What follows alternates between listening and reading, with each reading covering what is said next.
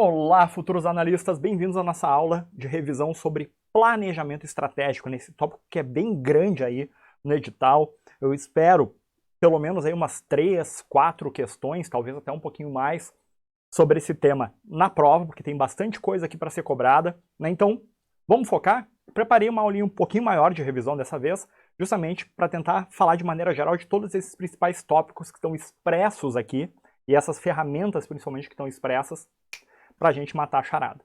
Vamos embora? Vamos lá, não tem mistério, uma revisão, vamos embora. Primeiro, né, se eu falo de planejamento estratégico, eu estou falando de planejamento, né? Planejar é estabelecer os objetivos, estabelecer os objetivos e os meios para alcançá-los.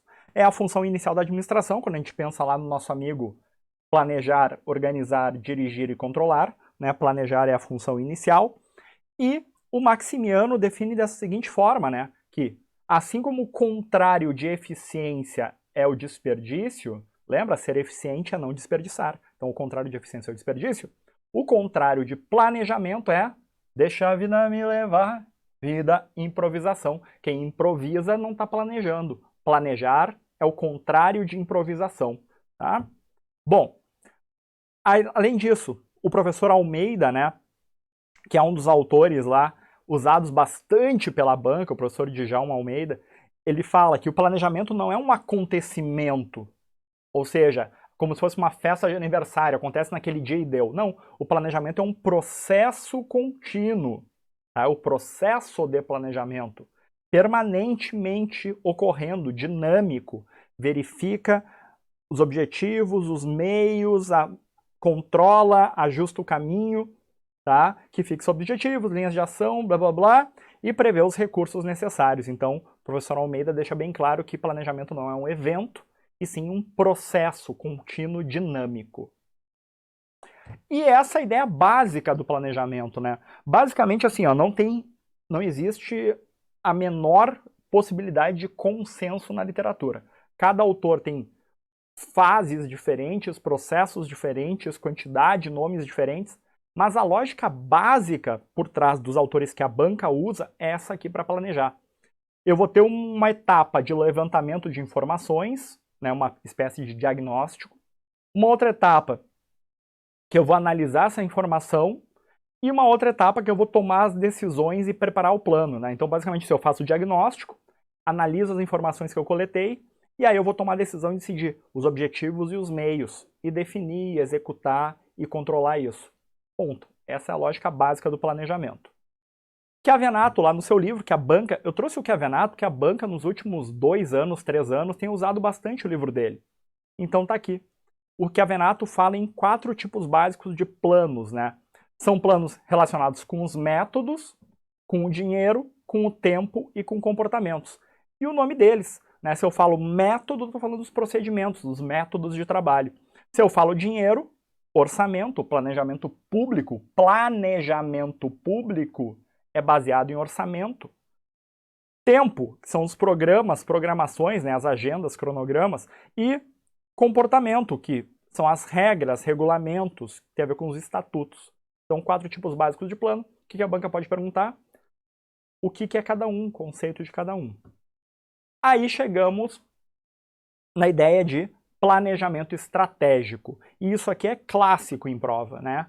Os 3 níveis de planejamento: estratégico, tático, operacional. Estratégico, amplo, longo prazo, impacta toda a organização. Tático, cada departamento, é o desdobramento das estratégias dentro de cada departamento. Então, alguns autores chamam isso de estratégia departamental, né, o plano tático. Então, ele é um pouquinho mais detalhado que o estratégico, ele é de médio prazo e é o planejamento de cada área, de cada departamento. E, por fim, o planejamento de nível tático, né, que alguns autores chamam de o planejamento de nível operacional, que alguns autores chamam de estratégia operacional, né? Não tem problema se aparecer isso, né? Estratégia operacional é o nível operacional das operações, das tarefas, das atividades, que são de curto prazo. Então, estratégico, tático, operacional, longo prazo, médio prazo, curto prazo, a empresa como um todo, cada departamento, cada área, cada tarefa, cada operação. Ponto. Essa é a ideia básica aí dos 3 níveis de planejamento, e a partir de agora vamos focar nesse nível aqui, no nível macro, na estratégia. Aí o nosso amigo Peter Drucker fala que toda organização tem uma estratégia. Toda organização tem uma estratégia. Tá? Ou um plano estratégico. Mas toda organização tem uma estratégia. Pode ser ela formal ou informal, implícita ou explícita. Até o não ter uma estratégia é uma estratégia, segundo o Peter Drucker. Certo? E nesse contexto aqui, tem alguns elementos que já caíram em prova e que a banca gosta de cobrar, que é saber diferenciar missão, visão, valores e alguns outros conceitinhos aqui. Eu aposto mais em missão, visão e valores, né? Missão, a missão, o teu propósito de vida, a tua razão de ser. Missão, razão de ser da organização. Então, seu propósito de vida, para que ela existe. Visão, visão de futuro. Visão, aquilo que ela quer ser, aquilo que ela almeja ser, que ela quer alcançar num futuro definido ali. E valores, aquilo que ela valoriza. Os valores são os atributos, as crenças, né? E geralmente os valores são um monte de palavras bonitas. Ética, sustentabilidade, respeito humano e por aí vai. Missão, visão e valores. O que é o desempenho de uma organização? Os resultados que ela alcança. O que são os objetivos? São os fins a serem alcançados, os desafios. E aí eu posso desdobrar os objetivos em metas, né? Que é uma maneira de especificar um pouco melhor os objetivos. E para ser uma meta, ela tem que ser bem específica. A gente usa o acrônimo SMART, que é específico, mensurável, atingível, realista e com prazo. Então, alguns conceitos que a gente já viu em aula, só estou retomando aqui rapidinho. Missão, visão e valores são os principais. Aí, em termos de processo de planejamento, que também existem vários na literatura, eu trouxe o do professor Djalma Oliveira. Tá? Por quê? Porque o professor Djalma Oliveira, ele é bastante usado pela banca também, né? Assim como o professor Almeida, assim como o professor Djalma Oliveira, o Chiavenato, de vez em quando aparece. Mas o Djalma Oliveira ele tem caído bastante, então por isso que eu trouxe o processo dele. Tá? Se é para apostar em algum, eu prefiro apostar no dele.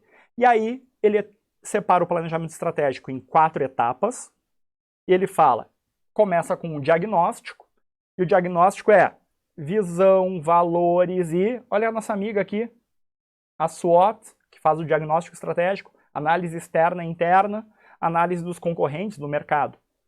Então, começa com o diagnóstico.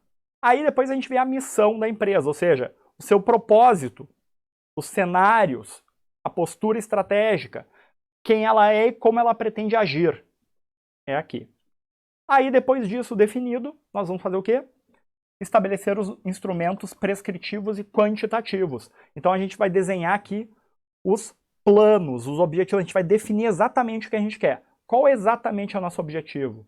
Quais os desafios, quais as metas, quais as diretrizes, as estratégias, políticas, programas, projetos, planos, instrumentos quantitativos lá, como projeções financeiras.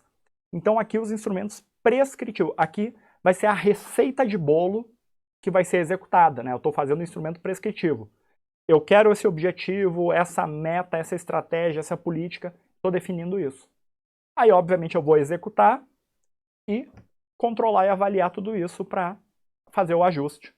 Então, tá aí as 4 etapas do processo de planejamento estratégico, segundo o professor Djalma Oliveira. Diagnóstico, missão, instrumentos prescritivos e quantitativos, controle e avaliação. Aí, tem um tópico do teu edital que ele fala assim, implementação da estratégia. E o único autor que trata disso é justamente o professor Oliveira. O professor Djalma Oliveira ele fala de ferramentas de implementação, formas de implementação da estratégia. E ele cita algumas das principais formas de implementar uma estratégia, que é por meio do nosso amigo Balanced Scorecard, que a gente já vai falar daqui a pouco. A estratégia, ela vem primeiro. Depois, bom, daí eu uso o BSC para... Lembra o conceito básico, que era o nome do livro? O Balanced Scorecard, ele converte a estratégia em ação. Esse é o nome do livro. Por isso que ele é usado para implementar a estratégia. Ele converte a estratégia em ação, né? Depois, pelas áreas, a estrutura organizacional que eu adoto, lembra que a estratégia vem antes da estrutura. Primeiro eu defino a estratégia, depois eu tenho que definir uma estrutura adequada. Então a estrutura é uma forma de implementar a estratégia, uma estrutura adequada. Os tipos lá de departamentalização.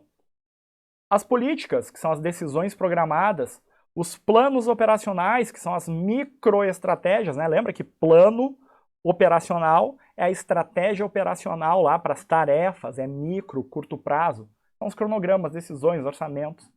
Os projetos, também eu uso projetos para implementar a estratégia. E a característica principal do projeto é uma atividade temporária. E, por fim, já falei da estrutura, né, que tem a ver com as áreas funcionais, mas o professor lá lhe separa, mas é a mesma coisa. Então são formas de implementar a estratégia. Legal. Agora vamos entrar nas ferramentas que estão explícitas no edital. O edital fala de PDCA dentro de planejamento estratégico. Por quê? Porque o PDCA é um ciclo que ele é usado tanto para melhorar processos quanto para ajudar na tomada de decisão. Por isso que ele está ligado à estratégia também. O ciclo PDCA, como diz o nome dele, composto por 4 fases. P, D, C, A. Plan, planejar. Do, executar.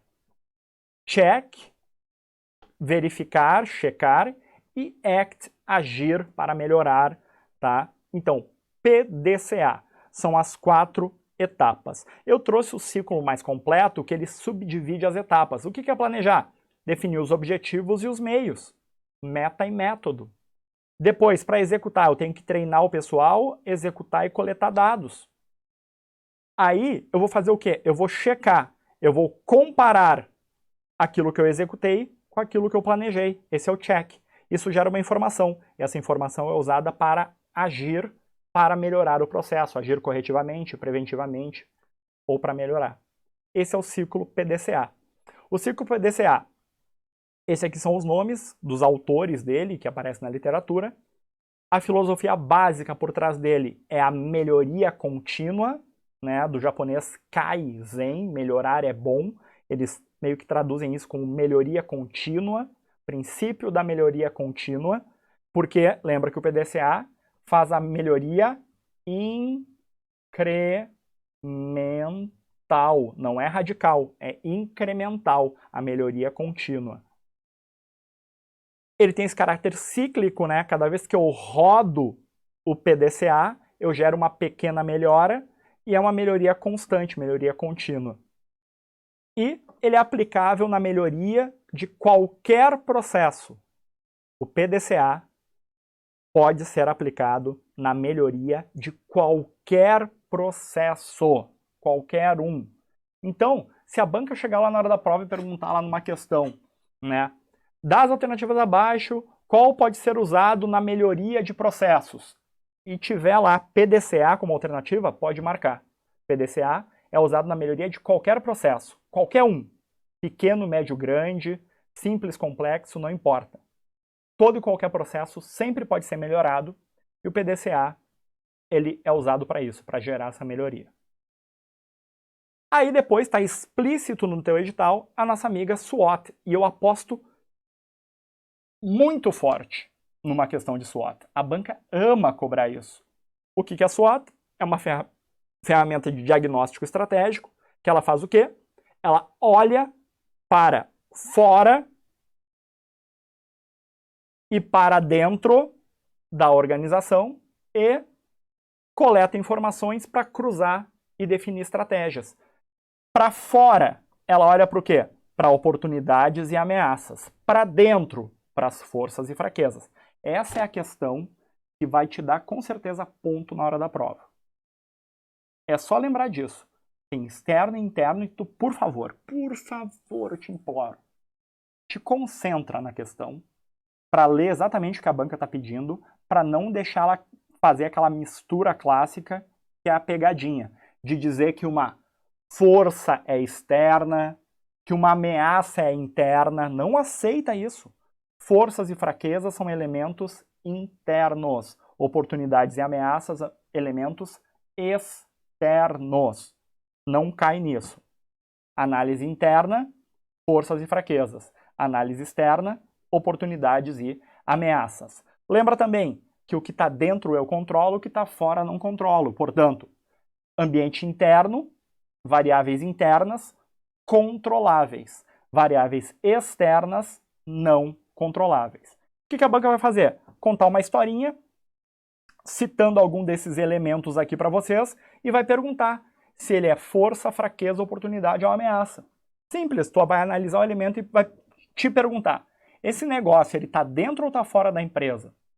Funcionário, está dentro? É da empresa, né? Processos de trabalho, da empresa. Estratégias, da empresa. Produtos, da empresa. Serviços, da empresa. Qualidade, da empresa. Tudo fatores internos, certo? Portanto, ou é força, se ele é bom, ou é fraqueza, se ele é ruim. Agora, a sociedade, né, o governo de maneira geral, as leis que estão por aí, né, fornecedores, clientes, tudo isso está fora da empresa. Portanto, é um fator externo. E, portanto, ela não controla, ou é uma oportunidade, se for bom, ou é uma ameaça, se for ruim.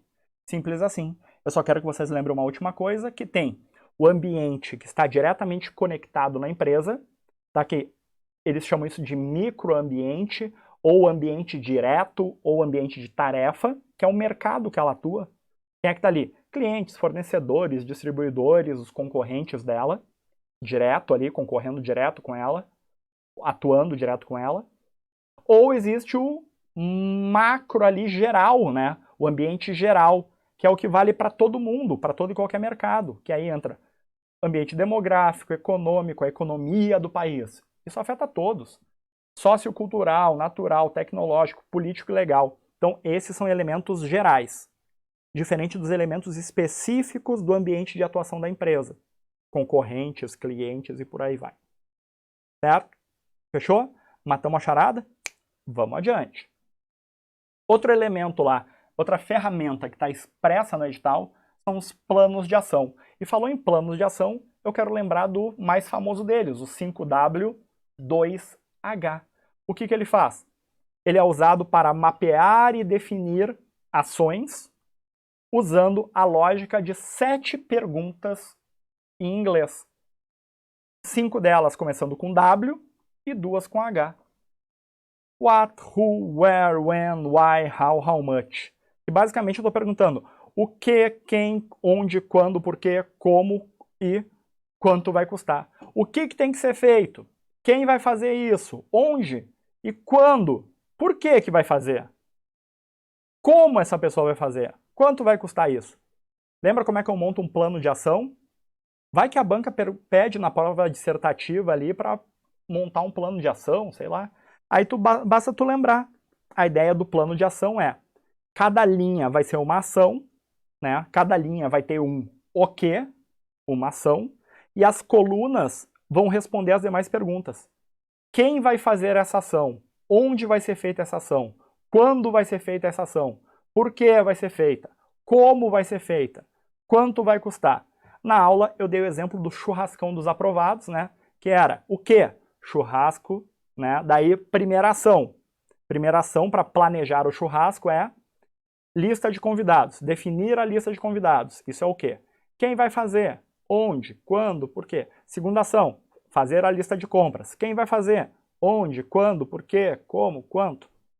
Então, cada linha eu vou ter uma ação diferente e nas colunas eu vou estar respondendo as outras perguntas. Ao final de tudo isso, eu vou ter um plano de ação completo ali nessa tabela, dizendo todas as ações necessárias para cumprir aquele objetivo que eu tenho, que é fazer o churrasco, quem vai fazer cada tarefa, onde vai ser feita, quando vai ser feita, por que vai ser feita, como e quanto vai custar essas ações. Então, é um plano, uma forma de planejar ações. Legal. Vamos para a próxima. Ah, só lembra que existe também o 5W1H, que daí ele tira o custo, e tem o só 5W, que ele tira os 2Hs, que é o original. Foi assim, surgiu como 5W, aí eles acrescentaram um H, depois acrescentaram outro H. Então, hoje, o modelo é o 5W2H, é o mais conhecido. Tem outras formas? Tem. O mais conhecido é o 5W2H. Depois, matriz Gucci. Bom, matriz Gucci, o nome entrega. É uma matriz usada para priorizar ações quando não tenho dados numéricos disponíveis. Eu não tenho dado numérico para analisar e ver qual é o mais importante e menos importante. Então eu vou ter que usar uma ferramenta que eu mesmo vou atribuir valores para isso. Que ferramenta é essa? Matriz Gucci, que tem esse nome Gucci porque ela olha para gravidade, urgência e tendência dos diferentes itens que eu estou avaliando. Gravidade é um impacto. Tá?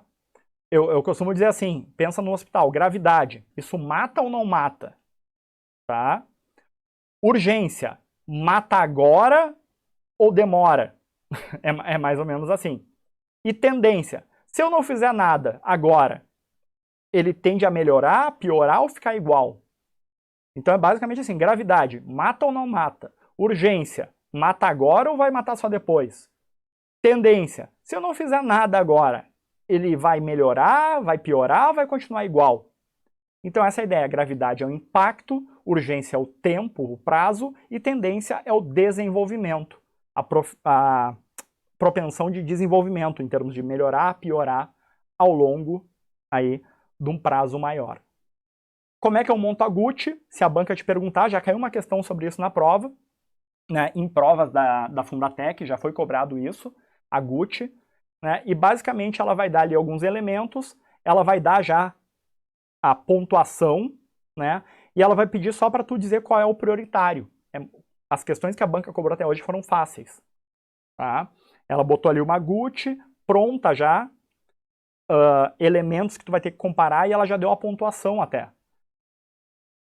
Essa é a ideia, tá? Eu espero que a banca repita. Se ela não repetir, ela pode pedir para tu criar. Acho difícil que ela peça para tu criar uma Gucci do zero, tá? Mas, vamos lá.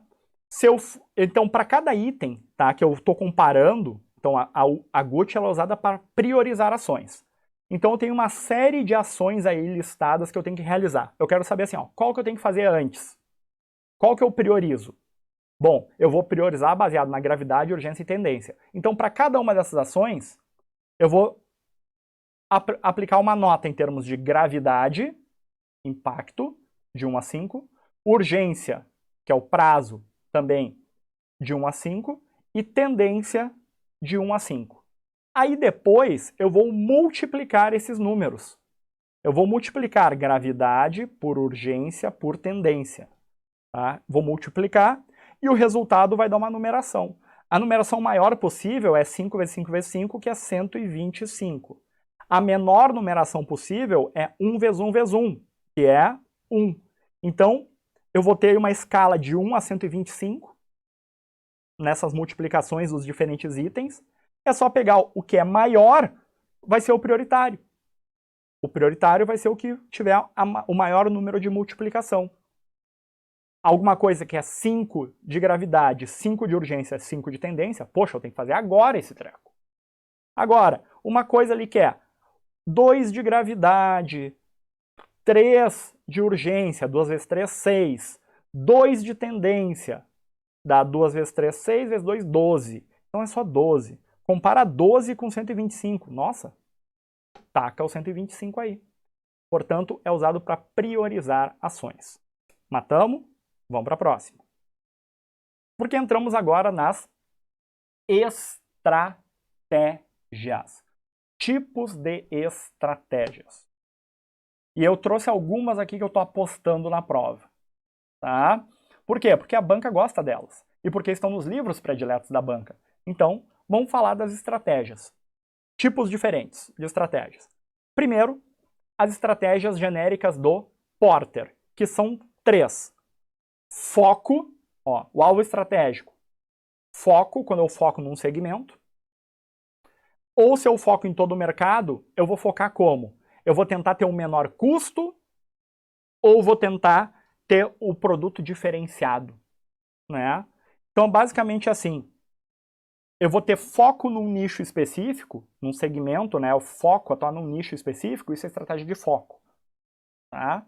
Atuar num nicho específico. Estratégia de liderança em custos é tentar ter um menor custo em relação aos concorrentes. Então isso é típico daqueles produtos que concorrem por preço. Eu tento ter o menor custo possível. E estratégia de diferenciação. Eu não estou nem aí para o custo. Eu quero ter um produto diferenciado, tipo bolsa Louis Vuitton. Tá? Pessoal aí, então, pode botar outros exemplos, né? Eu coloquei o ovo que se destaca, pode ser uma bolsa cara, um sapato caro, uma marca cara. Isso é diferenciação. Eles não estão nem aí para o custo. Agora, tem marcas que concorrem por preço, tipo ali arroz, preço do arroz. Aquele monte de quilo de arroz, tudo igual lá no mercado. Ah, Rafael, mas tem o arroz gourmet. Ah, aí é a diferenciação. Mas o arroz comum, eles concorrem geralmente por preço. E estratégia de foco é focar num nicho específico ali de clientes para atender. Então, 3 estratégias genéricas. E o Porter ele tem um outro modelo, que é o modelo das 5 forças. Lembra a brincadeira das 5 forças? As 5 forças são o RAPA. O RAPA. Por quê? A rivalidade entre os concorrentes, 2 ameaças, ameaças de novos entrantes no mercado e de produtos substitutos, e 2 poderes, o poder dos fornecedores e o poder dos clientes na hora de negociar. Então, o poder de barganha é o poder de negociação. Poder de negociação dos fornecedores e dos clientes. Quem é que tem poder? Quem tem mais força na relação. E o que é ter força numa relação de cliente e fornecedor? Ter força é quem depende mais do outro. Se tu depende muito de mim, eu tenho um enorme poder sobre ti. Essa é a ideia básica. Então, quem é que tem poder nessa relação? É o fornecedor, que fornece algo exclusivo e só ele fornece, ou é um dos poucos que fornecem? Quem tem poder é o cliente. Nossa, esse meu cliente aqui, ele é responsável por 80% das minhas vendas. Ele tem um enorme poder sobre mim. Então, esses são os poderes. Ameaça de novos entrantes é o quanto tem barreira ou não de entrada no mercado. Ameaça de novos entrantes. É fácil entrar nesse mercado ou é difícil? Tá? Uma típica barreira pode ser barreira tecnológica ou custo de entrada. Uma coisa é o custo para entrar no mercado, e é por isso que tem um monte aí de salão de cabeleireiro. Tu aluga uma salinha, faz uma reforma, sei lá, com 10 mil tu monta um salão de cabeleireiro. Agora, vamos abrir uma companhia siderúrgica. Meu Deus, vou ter que comprar um morro para ter minério, vou ter que comprar equipamentos pesadíssimos e caríssimos, ou seja, a ameaça de novos entrantes nesse mercado siderúrgico é muito baixa, é difícil entrar, tem barreiras enormes. Agora, no mercado de cabeleireiro é muito fácil. E a ameaça de substitutos são produtos que, mesmo não estando no mesmo mercado, concorrem contigo, né? Substituem o teu. Então, essa é a ameaça de produtos substitutos, do tipo passagem de avião versus passagem de ônibus. São produtos substitutos, os dois são transporte. Né? Então, essa é a ideia das 5 forças do nosso amigo Porter. Depois, matriz BCG, que ela olha taxa de crescimento do mercado e a participação da empresa no mercado. E a dica que eu dei para vocês era: a taxa de crescimento do mercado determina o custo. O custo que a empresa tem para se manter, crescer nesse mercado. Se o mercado está crescendo muito, se o mercado cresce a uma taxa alta, significa que ele vai atrair muito concorrente. Ou seja, cara, eu vou ter que lutar, vou ter que investir para me manter nesse mercado. Então, se o mercado está crescendo, ele está atraindo muita concorrência. E aí eu tenho que investir muito dinheiro. Então, o custo é mais alto quando a taxa de crescimento do mercado é maior. E essa outra linha aqui é a linha, esse outro eixo, é o eixo das receitas, dos ganhos. Então, esse aqui é dos custos e esse aqui é dos ganhos, das receitas. Por quê? Quanto maior a minha participação no mercado, mais dinheiro eu estou ganhando. Tá? Então, qual é a ideia? Uma criança-problema é um produto geralmente novo que eu lanço no mercado, ou seja, ele ainda não tem participação no mercado, porque ele é novo. Tá aqui, ó, baixa participação no mercado. E óbvio, eu vou lançar ele no mercado que tá, uau, bombando. Só que para isso eu vou gastar dinheiro. Então eu estou gastando o dinheiro e recebendo pouco. Por isso que ele é criança-problema. Eu não sei qual vai ser o futuro dessa criança. Eu estou investindo dinheiro nela, mas eu não sei qual é o futuro dela. O que eu quero? Eu quero que ela migre para cá.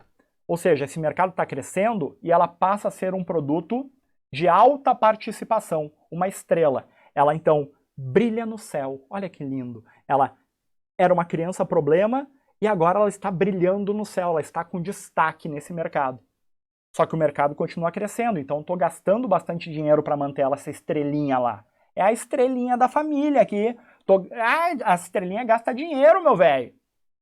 Tem que pagar a natação da estrelinha, tem que pagar lá um monte de coisa para a estrelinha, aula de violão, e daí vai fazer colégio, tem que pagar um monte de coisa para a estrelinha da família, né?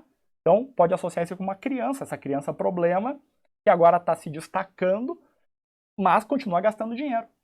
Qual é meu sonho? Meu sonho é que ocorra essa migração aqui. Que o mercado pare de crescer, ou seja, eu não tenha mais que gastar tanto, mas que eu continue com uma alta participação. Porque aí, gastando pouco e ganhando muito, eu vou ter a vaca leiteira. Eu tenho lá em casa uma vaquinha preta. Lembra a música? Fora de série, ela tem 5 tetas. Ué, o que isso tem a ver? Que essa vaquinha é a nossa salvação. Ela come bem pouquinho e dá leite de montão, um baixo custo e uma grande receita. Vaca leiteira é o melhor dos cenários. E para aqueles casos em que a criança problema não desenvolveu, aí ela vira um grande abacaxi na família. Tu vai ter que sustentar essa criatura o resto da vida. É tipo um animal de estimação. A gente ama animal de estimação, né? Mas fala a verdade, ele te dá lucro. Não, ele só te dá prejuízo. Ele come, bebe e não te dá lucro nenhum. Então, o animal de estimação é tipicamente aquele produto que eu tenho que me desfazer.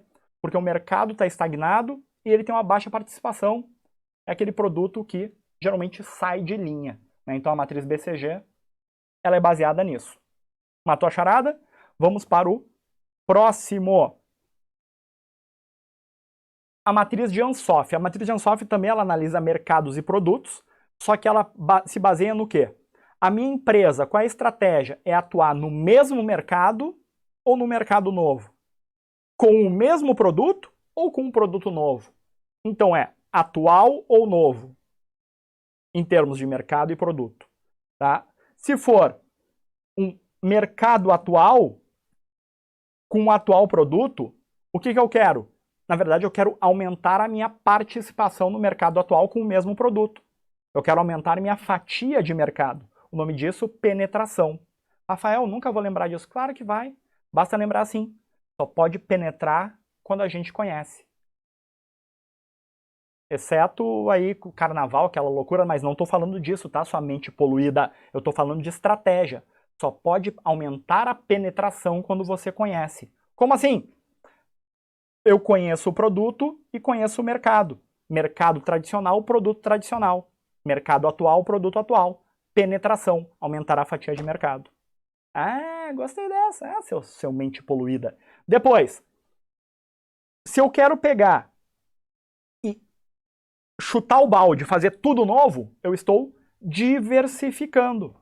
Diversificação. A empresa que atua em diferentes mercados com diferentes produtos. Produz automóvel, produz açaí, produz, sei lá, peça de bicicleta, produz eletrônico.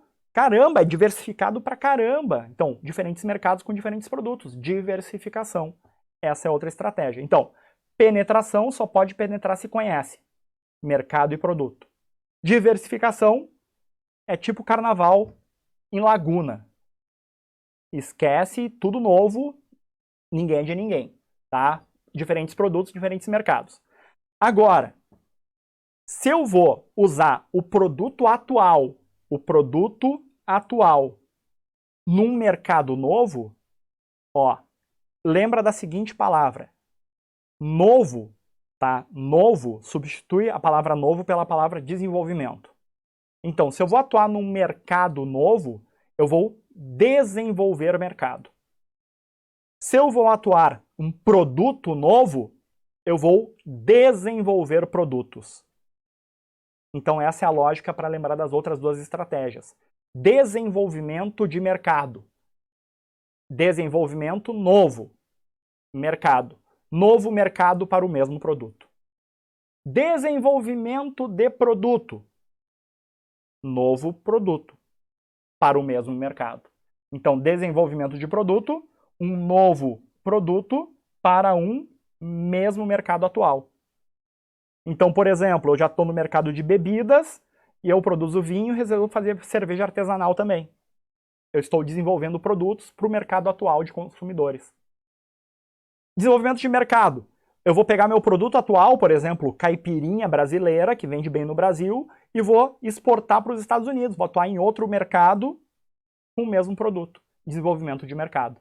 Então, troca a palavra desenvolvimento pela palavra novo, que tu acerta na prova. Certinho? E a última aqui dica de tipo de estratégia que eu tenho desse slide, tá? Desse slide, tem mais coisa vindo aí. Me veio uma luz, essa luz me veio hoje, assim. Wright, Kroll e Parnell, que a banca já usou. E Wright, Kroll e Parnell tem 3 tipos básicos de estratégia, bem simples. Ou eu cresço, ou eu me mantenho, ou eu reduzo. Então, estratégia de crescimento, de manutenção e de redução. O que é estratégia de crescimento? É quando o mercado está bom eu vou crescer. Então eu vou fazer o quê? Parcerias estratégicas, eu vou crescer, eu vou me integrar com outras empresas, vou fazer fusões. Então tudo estratégia para crescer, para aumentar de tamanho. Estratégias de crescimento. Estratégia de manutenção. É um foco maior no meu nicho de mercado para manter o meu tamanho atual. Eu não quero nem crescer, mas também não quero deixar diminuir. Estratégia de manutenção. E quais são as estratégias de redução? E essa luz que me veio hoje foi por causa disso aqui. Cara, a gente está vivendo uma crise no Brasil. Né? Uma crise que está fazendo reduzir a quantidade de servidores públicos contratados, né? Teve redução de concurso, o quadro de servidores no Brasil diminuiu, as empresas estão brigando para sobreviver, então todas elas estão de uma forma ou de outra usando estratégias de redução. Alguns exemplos de estratégia de redução. Turnaround. Turnaround pode fazer uma anotação aí, ó. Puxa uma setinha e escreve aí. Enxugar. O que é enxugar? Reduzir o quadro de pessoal, né? Reduzir a produção, reduzir... Então isso é o turnaround, é reviravolta.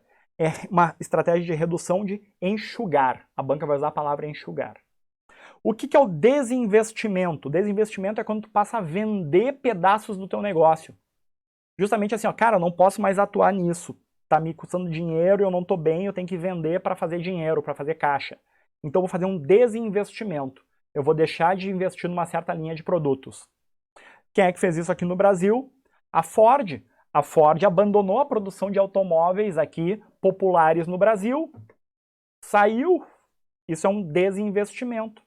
Tá? Ou, se ela sair de vez do Brasil, ou até fechar de vez, o nome disso é liquidação, né? É uma estratégia extrema de liquidar um negócio. Tá? Então a Ford, ela fez pensando na Ford mundial, ela fez um desinvestimento, de certa forma, né, ao vender a sua participação aqui no Brasil para outras empresas. Ela fechou e vendeu a sua participação para outras empresas. Então isso é um desinvestimento, né? Deixou de produzir aqui. Turnaround seria se ela só enxugasse, se ela não tivesse vendido alguma coisa, se ela tivesse só enxugado, reduzido o pessoal, seria turnaround, reviravolta. E liquidação se ela tivesse fechado de vez. Certinho? Então, crescimento, manutenção e redução. 3 estratégias lá do Wright, Kroll e Parnell. Vamos embora. Uma outra coisa, como o teu edital fala em planejamento estratégico no setor público, eu lembrei do nosso amigo Matos, né, que desenvolveu essa teoria aí do planejamento estratégico situacional.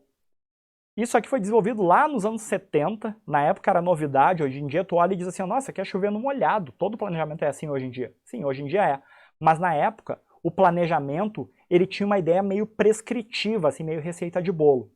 E aí o Matos olhou para aquilo e disse assim, não, peraí, o planejamento não pode ser uma receita de bolo, ele tem que ser um processo dinâmico. E ele aplicou isso no setor público, no governo chileno, né? E ficou famoso por isso. Então ele foi desenvolvido esse planejamento estratégico situacional, como diz o nome, né? De acordo com a situação. Ficou conhecido, né? Foi desenvolvido lá no Chile pelo Carlos Matos. E ele se propõe, né, como uma alternativa aos métodos tradicionais, porque ele dizia que os métodos tradicionais eram prescritivos, não levavam em conta o contexto. Ele diz que o contexto é fundamental, principalmente nas estratégias do setor público, né? Cada estado é único, então as estratégias têm que ser únicas, as estratégias têm que ser focadas na população, nos diferentes atores. Então se preocupa com o contexto, com a situação, com esse permanente acompanhamento das condições que podem interferir no processo de planejamento. Não é aquela coisa assim, ó, eu defini isso e deu e vamos fazer. Não é aquela coisa prescritiva do planejamento. Não, ele não tem isso. Ele tem, então, essa ideia da constante análise e mudança, por isso que ele é situacional. 4 momentos ele separa, tanto que ele nem chama de fases, né? Ele chama de 4 momentos. Explicativo, que é tentar entender o problema. Seria o diagnóstico, né? Para tentar selecionar um problema e tentar entender ele. É o diagnóstico, ele chama de momento normativo. Depois, ele chama de momento explicativo. O diagnóstico, tentar explicar o que está acontecendo. Seleciona o problema e tenta entender ele. Depois, momento normativo. Aí eu vou analisar, olha só, propostas de ação em diferentes cenários. Então perceba que eu não vou sair definindo assim, ó, esse é o caminho, é isso que eu vou seguir, deu. Eu não vou ser prescritivo, tá? Eu vou analisar os diferentes cenários. Proposta de ação em diferentes cenários, correspondendo ao desenho de como deve ser a realidade, a forma de superação dos nós críticos, levando à mudança da situação. Então aqui ele mais ou menos define, ó, esse é o caminho, é isso que eu quero, essa é a proposta. Agora vamos trabalhar para viabilizar essa proposta. Então vem aí o momento estratégico, que é viabilizar o plano. Então, eu fiz o diagnóstico, expliquei a situação. Fiz as normas, ou seja, estabeleci as propostas de ação. Agora eu vou para o momento estratégico tentar viabilizar isso, ver o que é possível. É possível fazer isso que eu planejei? Eu vou fazer o plano A, plano B, plano C? Bom, perceba que até aqui eu não estou executando nada do plano ainda. Eu estou apenas fazendo um diagnóstico, fazendo propostas e tentando construir a viabilidade dessas propostas. Agora sim que vem o momento de executar. É o momento tático operacional. E não tem como errar isso na prova, se tu está pensando.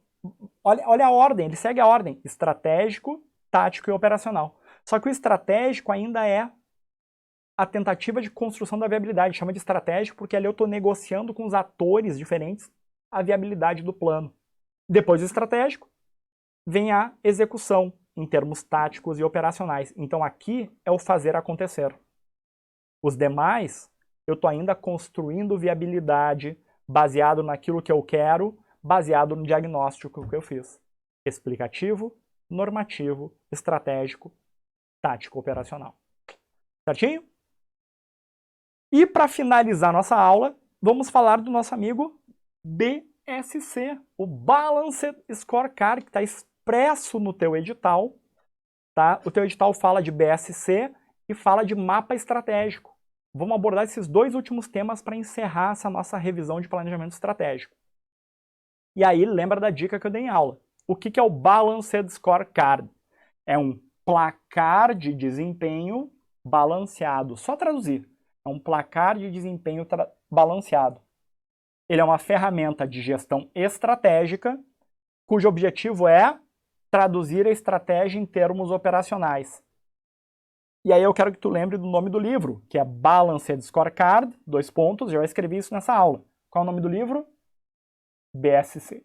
BSC, a estratégia em ação.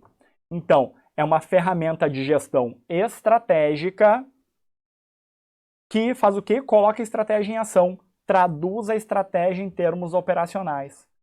permitindo que a organização alinhe suas ações à estratégia e acompanhe seu desempenho. Como é que ela acompanha o desempenho? Por meio dos placares de desempenho balanceado e alcance seus objetivos de longo prazo, os objetivos estratégicos. Então essa frase resume o BSC e lembra das dicas que eu dei durante a aula sobre isso. Tá? O que é o BSC? É só traduzir. O que ele é? Um placar balanceado de desempenho, um placar equilibrado.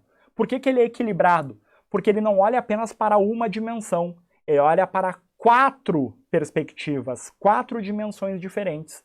Quais são as 4 perspectivas do BSC? Vamos lá. Financeira. Para ter boas finanças, eu preciso de clientes. Para ter bons clientes, eu preciso de bons processos internos. Para manter esses processos funcionando, eu preciso de aprendizado e crescimento. Então, as 4 perspectivas do BSC. Financeira, clientes, processos internos, aprendizado e crescimento. Então, olhando para 4 perspectivas, eu consigo equilibrar o meu desempenho. Eu não olho para uma coisa só, eu estou olhando para 4.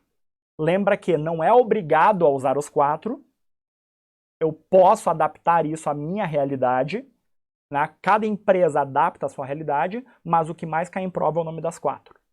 Tá? Não é obrigatório só, mas o que mais cai em prova é o nome das 4 perspectivas. Bom, então o que é? Traduz. Placar de desempenho balanceado. Por que ele é balanceado e equilibrado? Porque ele não olha para uma coisa só, ele olha para 4 perspectivas. Aí equilibra esse placar de desempenho. Legal. Bom, e a segunda dica já está aqui. Quando ele perguntar para que serve, lembra do nome do livro, A Estratégia em Ação. Ele serve para colocar a estratégia em ação, traduzir a estratégia em termos operacionais, transformar a estratégia em tarefas do dia a dia, converter a estratégia em ações de todos. Tá vendo que todas essas frases têm essa ideia de a estratégia sendo transformada em ação para as pessoas poderem executar? E aí cada ação executada, obviamente, vai estar alinhada à estratégia. Então eu estou pegando aqueles 3 níveis lá, o estratégico, tático e operacional, e eu estou pensando aqui, ó, que a estratégia está lá em cima, o operacional tem que estar alinhado. O BSC ele faz isso, ele faz essa tradução do estratégico para o operacional. E como é que ele faz isso? Por meio dos elementos. O mapa estratégico, que contém objetivos. Os objetivos estão separados de acordo com as 4 perspectivas, numa relação causa e efeito. Lembra? Cada objetivo vai ter indicadores, metas e planos de ação. E para vocês nunca mais esquecerem, está aqui. Balanced Scorecard. Primeiro elemento, o mapa estratégico, está em destaque no teu edital. O que é o mapa estratégico? Está aqui o desenho dele. Ele é a representação visual da estratégia. É um mapa, uma representação visual da estratégia. O que é um mapa? Ele te mostra o caminho. Tá? Eles chamam de caminho, chamam de história ou hipótese estratégica. Por que hipótese? Porque ele está de maneira hipotética, estabelecendo essa relação causa-efeito. Causa-efeito, causa-efeito, causa-efeito, causa-efeito. Então, essa hipótese da estratégia, que fazendo cada uma das etapas, eu vou ter uma relação causa-efeito que vai me gerar o sucesso, vai me permitir alcançar minha visão de futuro. Então, essa é a hipótese estratégica. Se essa expressão aparecer na tua prova, dá risada. Hipótese estratégica, uma hipótese, vem da relação causa-efeito entre os objetivos e as perspectivas. Certinho? Então, hipótese estratégica. Certo? Mostra essa interdependência, as relações de causa e efeito entre os objetivos. Isso é um mapa estratégico. Está aqui. Os objetivos separados nas 4 perspectivas e numa relação de causa-efeito. Legal? Aí, para cada objetivo, o que é objetivo? O desafio, aquela coisa a ser alcançada. Para cada objetivo, eu vou estabelecer indicadores, metas e planos de ação. O que eu acabei de fazer? Acabei de traduzir a estratégia em ação. O nome do livro é esse, A Estratégia em Ação, Converter a Estratégia em Ação. E pode aparecer qualquer sinônimo na tua prova que vai remeter a isso. Converter a estratégia em termos operacionais. Alinhar as pessoas à estratégia, né? Então lembra disso, lembra desses detalhes, né? Tem lá os 5 princípios da organização alinhada à estratégia. Lembra que na aula eu mostrei os 5 princípios? 4 deles poderiam ser traduzidos como converter a estratégia em ação. O único que não podia ser traduzido como estratégia em ação dizia que a estratégia era mobilizada por meio da liderança executiva, que era o topo da organização, né? Porque o BSC ele é feito de cima para baixo, do estratégico em direção ao operacional, para gerar alinhamento. Então tá aqui, da estratégia em ação. Para cada objetivo, eu estabeleço indicadores, indicadores é a forma de medir, estabeleço metas, ou seja, o nível a ser atingido, e ações, ações que vão viabilizar o alcance das metas, que por sua vez vão viabilizar os objetivos, e aí eu vou medir isso por indicadores, e tendo sucesso em tudo, em tese eu vou ter sucesso na minha estratégia. Tá? A hipótese estratégica é essa, que tendo sucesso nesses objetivos, eu vou cumprir minha visão de futuro. Matou a charada, esse é o BSC. Tranquilos? Com isso, encerramos a nossa revisão de planejamento estratégico, que foi uma revisão, sim, um pouco mais longa também, mas justamente por causa da quantidade de itens no edital, certo? No próximo bloco de revisão, eu vou falar sobre políticas públicas. Já nos vemos aí.